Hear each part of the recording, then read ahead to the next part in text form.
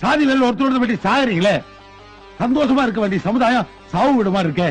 இதுல கடவுள்ல சாதியை கண்டுபிடிச்சான்னு பொய் வேற புழுகு புராணம். ஏயா 4 வகை சாதிய கடவுள் படைச்சிருந்தானா 4 கலர்ல ரத்தத்தை படைச்சிருக்க மாட்டானா? படைக்கலையே. ஒவ்வொருத்தருடைய உடம்புலயும் எலும்புலயும் இன்ன சாதின்னு எழுதலையே.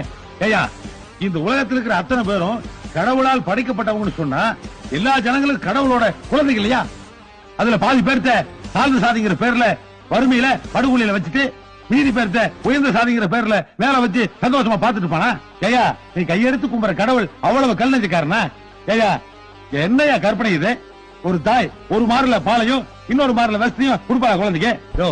இறந்து போனவனுடைய கண்டெடுத்து இன்னொரு மனுஷனுக்கு வச்சா அவனால பார்க்க முடியும் அற்புதமான விஞ்ஞானத்தை கண்டுபிடிச்சவங்களவா மனுஷன். மனுஷா, ஒரு சாதியில பொண்ணு எடுத்தா இன்னொரு சாதிக்கார கோவப்பட்டு வெற்றியே, இது உனக்கு வெக்கமா இல்லையா? பேரணியா இல்லையா? இந்த உலகத்திலேயே ஒப்பற்ற உயிர் மனுஷன் இல்லையா? அதை அழிக்கலாமா? இது வரையா மனுஷன் ஒற்றுமையா இருக்கணும். மனுஷன் ஒற்றுமை